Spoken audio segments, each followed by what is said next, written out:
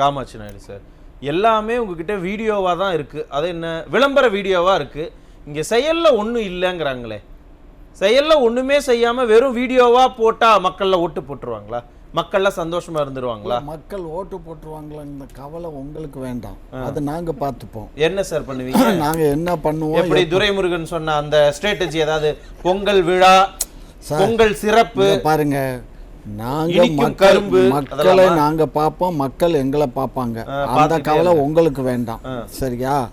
ஆகையினால நீங்க இவர் ஐயாலாம் சொன்னாங்க, எங்களுக்கு வந்து இந்த நாங்கள் வந்து தமிழ்நாட்டில் இப்போ ஆப்பிள்ங்கிற ஒரு நிறுவனத்தை கொண்டுட்டு வந்து இங்கே செல் கம்பெனி இங்கே ஒன்று ஆரம்பித்தோம், சரிங்களா?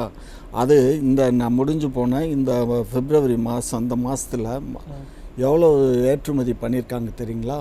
1,00,000. தமிழ்நாட்டோட கடன் வருவாய், கடன் எவ்வளவு வருவாய் இருக்கு அதையெல்லாம் கேட்டா இதெல்லாம் சாதனை தாங்க. திமுக அரசனுடைய சாதனை சார். ஏதாவது சம்பந்தம் இருக்கு பாருங்க, திமுக அரசனுடைய சாதனை. முதலமைச்சர் செய்யறதுக்கு இப்ப நீங்க பேசுறதுக்கும் என்ன சார் வித்தியாசம்? இங்க ஃபுல்லா கிரைம், எப்ப கார்ப்பரேட் கம்பெனி கொள்ளை எல்லாம் நடந்துகிட்டு இருக்கு. பாலியல் வன்கொடுமை நடக்குது. சின்ன குழந்தைங்க வெளியில போனா கூட பயமா இருக்குது. ஒரு கார்ப்பரேட் நிறுவனத்தோட வளர்ச்சி. ஆனா நீங்க என்ன சொல்றீங்க? சம்பந்தமே இல்லாம ஆப்பிள் நிறுவனத்தை பத்தி பேசுறீங்க. அதே தான் முதலமைச்சர் பண்றாரு. சம்பந்தமே இல்லாம என்ன அப்பான்னு கூப்பிடுறாங்க, சந்தோஷமா இருக்கு அப்படின்னா தப்பா? என்ன சார் இது? என்னங்க ஐயா இப்படி எல்லாம் பேசுறீங்களே? நீங்க சட்டம்லாம் கொண்டு வந்தீங்கல்ல, என்ன பெண்களுக்கு எதிரான வன்கொடுமைகளுக்கு மிக கடுமையான தண்டனை கொடுக்கிற அளவுக்கு சட்டம்லாம் கொண்டு வந்தோம்ல. ஆனா அந்த சட்டத்தை கொண்டு வந்ததுக்கு பிறகுதான் ஒரு நாளும் 7-8 கேஸ் இவங்க சொன்னாங்கல்ல. இப்ப இருக்கிற இந்த 2 மாசம் கூட இன்னும் நமக்கு முடியல, அதுக்குள்ள 104 கேஸ் இங்க ஃபைல் ஆயிருக்கு அப்படின்னா சட்டம் என்ன சார் இது? ஒரு நாளைக்கு ஆவரேஜா 3 கேஸ் 4 கேஸ் போயிட்டு இருக்கு. சட்டம் கொண்டுட்டு வந்தோம். அந்த சட்டத்தை வந்து நடைமுறைப்படுத்துறது காவல்துறையும் நீதிமன்றம் தான். சரி, நாங்க சட்ட நீதிமன்றம் என்ன பண்ணுவாங்க? அதை உறுதிப்படுத்துவாங்க ஆஃப்டர் த கிரைம் இல்ல ஆஃப்டர் த இன்சிடென்ட். ஆனா அந்த நிகழ்வு நடக்காம, அந்த குற்றம் நடக்காம தடுக்க வேண்டியது யாரு? அரசாங்கம் தான். அரசாங்கம் அதுக்குரிய வேலையை செவ்வனே செய்துகிட்டு தான் இருக்கு. என்ன செய்யறது? அந்த திருநெல்வேலியில போய் அல்வா சாப்பிடுறதும், இப்படி முதலமைச்சரா இருந்தா அவருக்குன்னு ஒரு இதே இருக்குல்ல. அது முதலமைச்சர்னா அல்வா சாப்பிடக்கூடாது, அப்பான்னு யாரும் அவரை கூப்பிடக்கூடாது. என்னங்க இது? ஒரே நிமிஷம் என்ன, ஒரே நிமிஷம் 2 நிமிஷம் பாருங்க. இல்ல காமாட்சி நாயுடு, அவரு அல்வா சாப்பிடுறாரு அப்படின்னா அது அவருடைய உரிமை. யார் உணவுங்கிறது அவங்களோட உரிமை. நீங்க கூட அல்வா சாப்பிடுங்க, என்ன வேணாலும் சாப்பிடுங்க, யார் வேணாம்னா. ஆனா அதை ஒரு விளம்பரப்படுத்தி ஒரு முதலமைச்சருங்கிற ஒரு இடத்துல நீங்க திருநெல்வேலிக்கு ஆய்வுக்காக போயிட்டு நான் அல்வா சாப்பிட போறேங்கிறத எல்லா டிவி சேனலும் கவர் பண்ணணும்னு நீங்க ஒரு விளம்பரம் பண்றீங்கல்ல, இதுதான் விளம்பரம் பண்றாங்கிறது தப்பு. அவங்க வந்து எடுக்கிறாங்க, அதுக்கு என்ன செய்ய முடியும்? ஒரு முதலமைச்சர் ஒரு அல்வா கடையில போய் நின்ற உடனே எல்லாம் மொய்ன்னு வந்து மொச்சிட்டு வந்து பாக்குறான், போட்டோ எடுக்கிறான். நாங்க வந்து யாருக்கும் அல்வா கடைக்கு இவ்வளவு ஆர்வமா போகக்கூடிய முதலமைச்சர் வேங்கை வேலுக்கு போகிறதுக்கு ஏன் ஆர்வம் இல்ல? ஒண்ணு இல்ல சார், கள்ளக்குறிச்சிக்கு ஏன் முதலமைச்சர் வரலன்னு நீதிமன்றமே கேள்வி கேட்டுச்சுல. இவ்வளவு ஆர்வமா இங்க அல்வா சாப்பிடறதுக்கு இருக்கிற ஆர்வம் 75 பேருக்கு மேல அங்க இறந்து போயிட்டாங்களா, அவங்களுக்கு ஆறுதல் சொல்றதுக்கு ஏன் இல்லைன்னு கேக்குறாங்க. நியாயமான கேள்விதானே? ஏன் மற்ற அமைச்சர் மக்கள்லாம் போறாங்கல்ல, அதுக்கு முதலமைச்சர் தான் போடுமா? மற்ற அமைச்சர் முதலமைச்சர் ஒண்ணா? ஏங்க எல்லாமே அமைச்சரவையில் இருக்கக்கூடிய அமைச்சர்கள் தானங்க. முதலமைச்சருக்கு இருக்கக்கூடிய அமைச்சர்கள் போறாங்க, பாக்குறாங்க. இந்த மாதிரி ஏன் போல மக்கள் பிரச்சனை அப்படின்னா அமைச்சர் போறாங்க அப்படின்னு விட்டுறீங்க. ஆனா மத்ததுக்குள்ள முதலமைச்சர்ங்கிறீங்களே, என்ன இது? என்னங்க நீங்க, அதாவது நல்ல கண்ணில் பார்த்தீங்கன்னா நல்லா தெரியும், மஞ்சக்காமால கண்ணில் பார்த்தா மஞ்சளா தான் தெரியும். எங்க அரசு செய்யக்கூடிய நோய்வாய்ப்பட்டு போய், எங்க அரசுல நோய்வாய்ப்பட்டு போல, எங்களுடைய அரசு இப்பொழுது நோய்வாய்ப்பட்டு போன எல்லாத்தையும் சரி பண்ணிக்கிட்டு இருக்கோம். சரி பண்ணி இப்போ எல்லாம் சட்ட ஒழுங்கு பராமரிக்கப்பட்டு நல்ல முறையில செவ்வனே செயல்பட்டு ரொம்ப சந்தோஷமா இருக்காங்களா? ஆமா. அப்புறம் எப்படி சார் கேஸ் எல்லாம் இவ்வளவு ஃபைல் ஆகுது? இவ்வளவு நியூஸ் பேப்பரே படிக்கிறது இல்ல. நான் என்ன கேக்குறேன், இங்க முதலமைச்சர் பேப்பர் படிக்கிறாரு, அவங்க எல்லாம் கேட்டாங்க, நீங்க என்ன பதில் பாருங்க? இத்தனை லட்சம், எத்தனை கோடி மக்கள் இருக்கும். ஏறக்குறைய 8.5 கோடி மக்கள் வாழுகின்ற இந்த தமிழ்நாட்டுல சரி. சென்னையில மட்டுமே 1.5 கோடி மக்கள் வாழ்ந்துகிட்டு இருக்கோம். அப்ப இங்க வாழுகின்ற மக்கள்ல ஏதோ அங்க ஒண்ணு இங்க ஒண்ணு சில அசம்பாவிதங்கள் நடக்கத்தான் செய்யும். நடக்கத்தான் செய்யும். அதை தடுக்கணும். அதை தடுக்கிறதுக்குரிய வேலைக்கு ஓட்டு போட்டு உங்களை உட்கார வச்சிருக்காங்க. அதுக்கு தான் ஓட்டு போட்டாங்க. அதுக்கு தான் நாங்களும் தடுத்துக்கிட்டு இருக்கோம், தடுக்கிறோம். அவங்க இதுதானா உங்க டக்கு அப்படின்னு தான் கேட்பாங்க அவங்க. சார் இங்க பாருங்க, எந்த அரசு வந்தாலும் எல்லா இடத்துலயும் இப்படித்தான் நடக்கும், புரிஞ்சுக்கோங்க. எந்த அரசுல சார் இப்படி நடந்தது? எந்த அரசுல நடக்கல? நீங்க பேசுறீங்க எந்த அரசு இப்படி நடந்தது? எந்த அரசு வந்தாலும் அப்படி எல்லாம் இங்க பாருங்க, பொள்ளாச்சியில் நடக்கலையா? என்ன நடந்துச்சு? எதுக்கு எடுத்தாலும் பொள்ளாச்சி பொள்ளாச்சி. என்ன சார் நடந்தது பொள்ளாச்சி? என்ன நடந்துச்சு? அந்த அசிங்கத்தை நான் இங்க சொல்லணுமா? கிட்டத்தட்ட 4 வருஷத்துக்கு நீங்க வந்து ரீச் பண்ண போறீங்கல்ல, என்ன பண்ணீங்க? இங்க நாங்க 4 வருஷத்துக்கு நீங்க ரீச் பண்ண போறீங்க. அது சிபிஐக்கு அனுப்பிச்சிட்டீங்க இல்ல விவரமா? சிபிஐ தலையிட முடியும். வர இருங்க சார். எதற்காக அண்ணா நகர் பாலியல் வன்கொடுமைக்கு சிபிஐக்கு யாரும் அதை போக கூடாதுன்னு உச்சநீதிமன்றம் வரைக்கும் போய் ஏன் நீங்க வாதாடுறீங்க? இங்க பாருங்க, நாங்க அப்பதான் அதை வந்து சிபிசிஐடிக்கு மாத்தி நாங்க கோயம்பேடு போலீஸ் காவல் நிலையத்துக்கு அந்த கேஸை நீங்க என்ன சார் சொன்னீங்க? பொள்ளாச்சியில சிபிசிஐடி இல்ல சிபிஐக்கு மாத்தணும். அவங்க மாத்தினாங்கல்ல, நீங்க தானே கேட்டீங்க?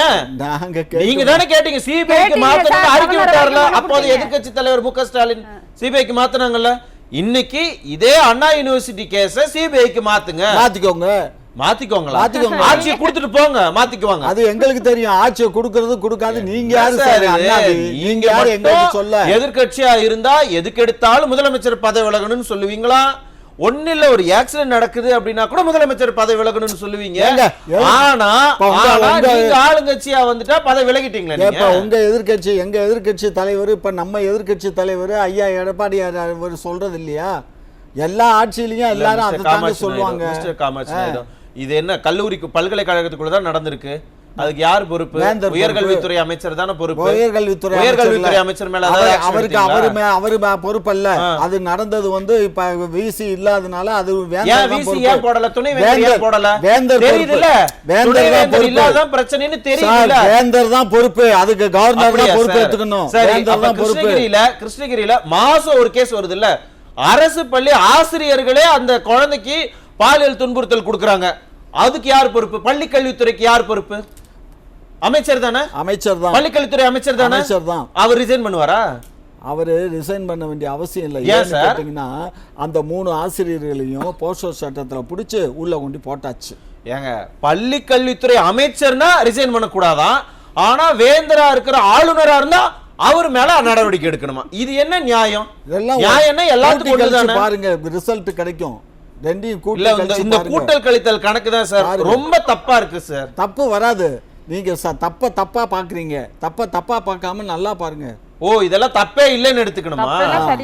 அதனாலதான் எல்லாரும் அப்பான்னு கூப்பிடுறாங்கன்னு பேசுறாரா? பாருங்க சார், என்ன சார் இது சினிமா டயலாக் எல்லாம் இங்க வந்து பேசுனா? சினிமா டயலாக் மக்கள் இல்ல, ஆல்ரெடி மக்கள் உங்க மேல சம காண்டில் இருக்காங்க. இதெல்லாம் நீங்க பேசுனீங்கன்னா ரொம்ப பயமா இருக்கு. மக்கள் காண்டா இருக்காங்க. நான் வெளியில போக முடியாது. ரொம்ப சந்தோஷமா நான் வெளியில போக முடியாது. நிறைய நடிகர்கள் அப்படின்னா நீங்களும் திமுகவே நடிப்பு தான் அப்படின்னு அவங்க சொல்றதுல வேற எந்த சந்தேகமும் இல்ல. அவங்க சொல்றாங்க இவங்க சொல்றாங்கங்கறத கூட விட்டுடுங்க. நீங்களே சொல்றீங்க. முதலமைச்சர் சொல்றாரு சார் சந்தோஷமா இருக்காங்கன்னு. எங்க சார் சந்தோஷமா இருக்காங்க? யார் சந்தோஷமா இருக்காங்க? யார் இருக்கணும்?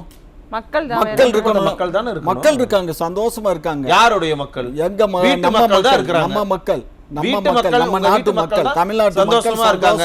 திமுக கட்சியினர் தான் சந்தோஷமா இருக்காங்க. ஏன்னா அவங்க தான் எங்க போனாலும் கொடியை கட்டினா டோல் கேட்டுக்கு ஃபீஸ் கட்ட தேவையில்ல. கட்சிக்காரங்க பூரா வயிறு எரிஞ்சு போயிருக்காங்களா ஏன்னு கேளுங்க. இது என்ன சார் இது? இப்பதான் சொன்னாரு. ஆமாங்க, மற்ற கட்சியில எல்லாம் கட்சிக்காரனை அவுத்து விட்டு அது வாடு மேய்ஞ்சிட்டு கிடந்தாங்க. எங்க கட்சி யாரும் நான் சொல்லல. இல்ல இங்க பாருங்க, இல்ல என்ன மாதிரியான வார்த்தை, கண்ணியமான வார்த்தைகளை பயன்படுத்துங்க. குறிப்பிட்டு சொல்ல எங்க கட்சியில அந்த மாதிரி இல்ல. எல்லாத்தையும் லகான் போட்டு எல்லாத்தையும் கட்டுத்துறையில இல்ல. இது ஒண்ணுக்கு மட்டும் நான் ஐயாவோட பெர்மிஷனோட பதில் சொல்றேன். லகான் போட்டு கட்டிய கட்சியில தான் லகான் போட்ட போதே அவங்க லட்சணம் எப்படி இருக்குன்னு பாருங்க. மெத்து கடத்துறான், மெத்த ஃபைன் கடத்துறானா இவங்க கட்சிக்கார தான். கஞ்சா கடத்துறாங்கன்னா அதுல 100 கேஸ் இருக்குதுன்னா 80 பேர் இவங்க கட்சிக்காரர்கள், இவர்கள் கட்சி நிர்வாகிகள். நிரூபிக்க முடியுமா? பாலியல் வழக்குகள்ல நிரூபிக்க முடியுமா? எந்த இப்ப எல்லாம் கேஸ் பேசக்கூடாது. ஆனாலும் நான் உங்க மேல வழக்கு போடுவேன். இந்த மாதிரி எல்லாம் பண்ணாங்க. இந்த அச்சுறுத்தலுக்கு நான் சும்மா பயப்பட மாட்டேன். இந்த வழக்கு போடுங்க please. Please file a case. பேர் கஞ்சா Please file a case. எங்க நீங்க அப்ப கட்சிக்காரங்க கட்சி Please ஏன் சார் file a அவரை case. நீக்குனீங்க? அப்பாவி அவரு. இங்க பாருங்க. ஜாஃபர் சாதிக் ஒருத்தர் அப்பாவியை போய் ஏன் சார் நீக்குனீங்க? ஒருத்தர் 2 பேர் ஏதாவது பண்ணுனாங்கிறதுக்காக ஒருத்தர் 80 2 பேர் பேர்ல சொல்லி அதுக்கு ஒரு துளி விஷம் கலந்தாலும் அது விஷம் தான். முதல்வரோட மருமகள், தப்பு. முதல்வரோட அவன் இங்க மகன் பண்ணல. அவன் எல்லாருமே பண்ணது டெல்லியில தான் அவங்களோட அந்த தொழில் தொடர்புல இருக்காங்க. பண்ணியிருக்கான். அவரு அப்பாவி. எது? அவரு அப்பாவி. என்னம்மா? பாலியல் வழக்குகள்ல பார்த்தாலும் சரி, எங்காவது கள்ளச்சாராயம் காய்ச்சற இடத்துலயும் பார்த்தாலும் சரி, கள்ளச்சாராயம் காய்ச்சறவங்க இடத்துக்கு வீட்டுக்கு போய் பார்த்தாலும் அங்கேயும் கட்சி கொடி பறக்குது. எது? கருப்பு சிவப்பு கட்சி கொடி தான் எல்லா இடத்துலயும் அடிச்சு வச்சிருக்காங்க. அவர்கள் அனுதாபி. அப்ப அனுதாபிகள். இவர் யாரு? நம்ம ஞானசேகரன் என் தம்பின்னு யாரையா சொன்னா? ஞானசேகரன் என் தம்பின்னு யார் சொன்னது? இல்ல அது வேற ஞானசேகரன் அப்புறம் விளக்கம் கொடுத்தாங்க. ஞானசேகரன் வேற இல்லையா? ஏன்னா அவங்க தான் விளக்கம் கொடுத்தாங்க. மேடையிலேயே அந்த ஞானசேகரனை கண்ணுல காட்டுனாங்களே, கண்ணா தெரியல. சும்மா. இத்தனை நாள் ஆச்சுல்ல, லகான கட்டி தானே நீங்க வச்சிருக்கீங்க. அப்ப கட்டி வச்சிருக்கீங்கன்னா ஞானசேகரனோடு தொடர்பில் இருந்த அந்த சார் யாருன்னு சொல்றதுக்கு ஏன் இன்ன வரைக்கும் உங்களுக்கு தைரியம் வரல? ஏன் இன்ன வரைக்கும் தைரியம் வரல? சார் ஏன் இன்ன வரைக்கும் தைரியம் வரல? Please tell me. அங்க பாருங்க 3 பேர் கொண்ட ஐபிஎஸ் ஆபீசர்ஸ் போட்டுருக்கு. அவங்க ஸ்டேட்மென்ட் கொடுக்கிறதுக்கு நீங்க ஒழுங்கா சொல்றீங்கன்னா ஏதோ கோர்ட் தலையிடுது.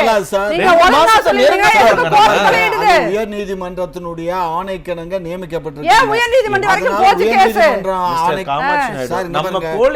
நம்ம போலீஸ் காவல்துறை சரியா செயல்பட்டு உடனடியா யாருன்னு கண்டுபிடிச்சு நீதிமன்றத்தை முன்னாடி நிக்க வச்சு அவங்களுக்கு நீதி, அந்த பாதிக்கப்பட்ட பெண்ணுக்கு நீதியை வாங்கி கொடுத்திருந்தீங்கன்னா நீதிமன்றம் ஏன் தலையிட போகுது? அரசுக்கான அவமானம். இங்கதான் அரசியல் பண்ணிடுறீங்களா? ஒரு ஊர்னா உடனே அரசியல். அப்ப அவியல் பண்றதுக்கு நாங்க எதிர்க்கட்சியா உட்கார்ந்திருக்கோம். மக்களுக்காக குரல் கொடுத்தா அரசியலா? என்ன இது? பாருங்க, சொல்றேனே 3 பேர் கொண்ட கமிட்டி போட்டிருக்கு. அவங்க விசாரணை அந்த கமிட்டி ஏன் வந்துச்சுங்க ஐயா? அத நேர்மையா சொல்லுங்க பாப்போம். அந்த கமிட்டி ஏன் வந்துச்சு? உயர் நீதிமன்றம் தானே அந்த கமிட்டியை ஏன் உயர் நீதிமன்றம் இதை எடுத்தது? உயர் நீதிமன்றம் ஏன் இதை எடுத்தது? உயர் நீதிமன்றம் ஏன் இதை எடுத்தது? நீதிமன்றம் தொடர்ந்து திமுக அரசு மேல செந்தில் பாலாஜி வழக்காகட்டும், அதுக்கப்புறம் கள்ளக்குறிச்சி வழக்காகட்டும், அண்ணா நகர் பாலியல் சிறுமி வன்கொடுமை வழக்காகட்டும், எல்லாத்துலயும் நமக்கு தொடர்ந்து குட்டு வச்சுக்கிட்டே தான் இருக்கிறாங்க. ஆனாலும் கூட நம்மளுடைய கடமையை, நம்மளுடைய பொறுப்பை உணர்ந்து செயல்படாம இங்க உட்காந்துட்டு எல்லாரும் என்ன அப்பான்னு கூப்பிடுறாங்க, எனக்கு ரொம்ப சந்தோஷமா இருக்கு அப்படின்னு சொன்னா அந்த கதறின பெண்கள் இருக்கிறாங்கல்ல, ஒண்ணும் இல்ல சார், அந்த வண்டியில போறாங்க நைட்டு, கட்சி கொடியை கட்டிட்டு வந்து துரத்திட்டு வராங்க. அவ எங்க கட்சிக்காரனே இல்ல சார், சும்மா இந்த மாதிரி பரப்புரை பண்ணாதீங்க. போலீஸ்காரர் தானே சொன்னாரு கட்சி கொடியை கட்டி இருந்தா டோல் கேட்டுக்கு ஃப்ரீயா போலான்னு ஒரு கட்சி கொடியை கட்டி இருக்காருன்னா, அப்ப என்ன சார் உங்க கட்சி கொடி வந்து லைசன்ஸான எதிர்கட்சி கேக்குறாங்கல்ல, குற்றம் செய்யறதுக்கு லைசன்ஸா உங்க கட்சி கொடி திமுக கொடின்னு கேக்குறதா அப்ப நியாயமா இல்லையா? 100% பிஜேபி பேரை சொல்லிக்கிட்டு கொடியை போட்டுக்கிட்டு ரொம்ப பேர் போறான். பிஜேபியில இல்லாதவன் அந்த மாதிரி பண்றான் டோல்கேட்டுக்காக. இல்ல அரசு ரீதியாக நீங்க மத்திய அரசு குற்றம் சொல்றீங்க, சரி ஓகே, மாநில அரசு வேற மத்திய அரசு வேற கூட்டம் இல்ல, ஏதோ அரசியல் பண்றீங்கன்னு கூட எதிர்க்கலாம். ஆனா எங்க கட்சியில மட்டும்தான் கிரைம் இருக்கா? பிஜேபில போய் பாருங்க, அங்க அந்த கிரைம் நடக்குது. என்ன சொல்லுங்க, இப்ப என்ன ரயில்வே ஸ்டேஷன்ல 18 பேர் நெரிசல்ல செத்து போனாங்க. ஒண்ணு இல்ல சார், இல்ல இருங்க, அங்க இல்ல டெல்லியில செத்த அத்தனை பேருக்கு இவ்வளவு கவலைப்படுறீங்களே, இங்க சார் இங்க பழவந்தாங்கல்ல ஒரு பெண் போலீஸ கொலை செய்ய முயற்சிக்கிறாங்க. அதுக்கு யார் சார் பாதுகாப்பு செய்ய முயற்சித்தானா இல்ல அந்த பொண்ணோட தவறா நடக்க முயற்சித்தானா? என்ன பண்ணாங்க நீங்களே சொல்லுங்க. அவன் அந்த தவறா நடக்க முயற்சித்தாங்கங்கறத ஒத்துக்கிறீங்கல்ல? புடிச்சாச்சு. அத நீங்க ஒத்துக்கிறீங்கல? அத நீங்க ஒத்துக்கிறீங்கல? அப்ப பெண் போலீஸ்க்கு கூட பாதுகாப்பு கொடுக்க முடியாத ஒரு அரசு எங்க அரசு. ஆனா எல்லாரும் எங்களை அப்பான்னு கூப்பிடுறாங்க, சந்தோஷம் பண்றீங்க. இதுதான் உங்க அரசா? பாதுகாப்புன்னா அந்த பொண்ணு டியூட்டி முடிச்சு வீட்டுக்கு போயில கூடிய ஒரு இன்னொரு இதெல்லாம் கேள்வியா? இதெல்லாம் என்ன? இங்க பாருங்க மிஸ்டர் காமாட்சி நாயுடு, நீங்க யாருக்கும் ஒரு இண்டிவிஜுவலா எல்லாருக்கும் பின்னாடி பந்தோபஸ்து கொடுங்க, அதெல்லாம் நாங்க கேட்கல. என்ன கேக்குறீங்க? பெண்கள் வீட்டை விட்டு வெளியில வந்தா, யார் ஒரு தனி மனிதர்கள் வீட்டை விட்டு வெளியில வந்தாங்கன்னா பத்திரமா வீடு போய் சேர்ற வரைக்கும் அவங்களுக்கு சமூக பாதுகாப்பு கொடுக்க வேண்டிய பொறுப்பு இது அரசுக்கு இருக்கு. ஆனா கேட்டா தனியா நான் அனுப்ப முடியுமா? நைட் ஏன் வெளியில போற? உங்களுக்கு எல்லாம் பெட்ரோல் கொடுக்க முடியுமா? அப்புறம் எதுக்குங்க அரசு? மகாத்மாவே சொன்னாரு எப்போ கிட்டத்தட்ட 70-75 ஆண்டுகளுக்கு முன்னாடி. இன்னும் அது நடைமுறைக்கு சாத்தியம் இல்ல. 4 வருஷத்துல நீங்க தான் எல்லாத்தையும் செஞ்சு முடிச்சிட்டீங்களே. இங்க எல்லாரும் உங்களால இத கூட செய்ய முடியலையா? ஆல்ரெடி இருந்த பெண்கள் பாதுகாப்ப கூட கோட்டை விட்டாச்சு. யார் சொன்னா? உங்கள் ஆட்சியில் தேசிய குற்ற ஆவண காப்பகத்தோட புள்ளிவிவரம்லாம் தெரியுமா தெரியாதா? பெண்கள் பாதுகாப்பாக இருக்கக்கூடிய நகரங்கள் பட்டியல நம்பர் 1ல இருந்த சென்னை இன்னைக்கு பெங்களூர் முன்னாடி போயிருச்சு, சென்னை பின்னாடி வந்துருச்சு. யார் காரணம்? கவர்மெண்ட். ஐயா ஸ்டாலின் காரணம். நன்றி. ஏதோ இப்படி உண்மையை ஒத்துக்கிட்டீங்கல்ல, உள்ளபடியே எப்படி ஸ்டாலின் சந்தோஷப்படுறாரோ அதே மாதிரி மக்கள்லாம் இப்ப சந்தோஷப்படுவாங்க. நன்றி. ராமகிருஷ்ணன் சார், உங்களை எல்லாரும் கேலி பொருளா பாக்குறாங்க, கேலி பேசுறாங்க அப்படிங்கிறாங்க. இதே மாதிரி நடந்துகிட்டே இருந்ததுன்னா, உண்மைக்கு புறம்பா இருந்ததுன்னா ஆட்டோமேட்டிக்கா அவங்க வந்து கேலி தானே பண்ணுவாங்க. ஸோ அதுதான் உங்களுக்கு 2026 நடக்குங்கிறாங்க. அது சாபமா இல்லை உண்மையை சொல்றாங்களான்னாலும் எனக்கு தெரியல. ஆனா நம்ம அந்த மாதிரி ஏன் நடந்துக்கணும் சொல்லுங்க? நாங்க அப்படி நடக்கலைங்க. நாங்க நல்லபடியா தான் நடக்கிறோம். எங்க ஆட்சியில வந்து அவங்க சொன்னாங்களே, இப்ப மறுபடியும் இப்ப அதை ஆய்வு பண்ணிட்டு இருக்காங்க சார். ஒரு ஆய்வு குழு ஒன்று நியமிச்சு பழைய பென்ஷன் இதை கொடுக்கறதுக்கு ரெடி ஆயிட்டு. எப்ப சார்? இன்னும் 4 வருஷங்கள். இது 1952வது ஆய்வு குழு ஐயா. உங்க யாருங்க முத அதை கெடு? எத்தனை குழு சார்? எத்தனை குழு? கொஞ்சம் பொறுங்க. 5 வருஷம் ஆட்டோமேட்டிக்கா நம்மளுடைய யாருங்க பழைய பென்ஷன் திட்டத்தை ஒத்தி வச்சது? முன்னாடி இருந்த நிதி அமைச்சர் ரொம்ப கிளியரா இருங்க சார். யார் ஆட்சி காலத்துல பழைய பென்ஷனை கேன்சல் பண்ணது? யார் ஆட்சியில?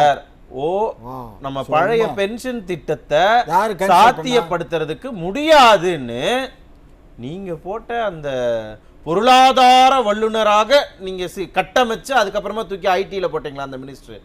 அவர் தாங்க சொன்னாரு. அது ஆனா இன்னைக்கு 3 வருஷம் கழிச்சு குழு போட்டாங்க.